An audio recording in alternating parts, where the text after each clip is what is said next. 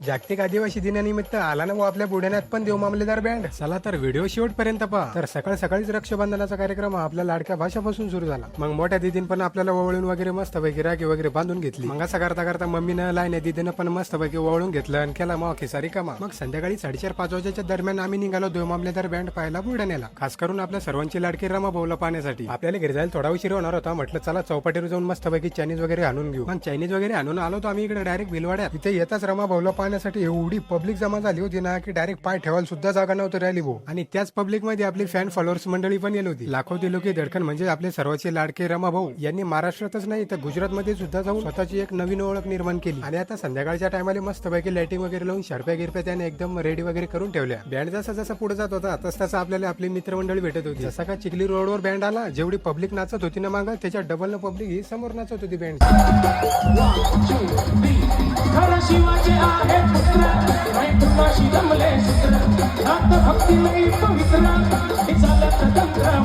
यालाच तर म्हणतात मग खरी क्वालिटी. जसं का बँड जस्तम चौकामध्ये आला तशी आपली मित्रमंडळी आणि फॅन्स फॉलोअर्स मंडळी भेटली. परत चला तर आजच्यासाठी एवढंच, भेटू पुढच्या व्हिडिओ मध्ये.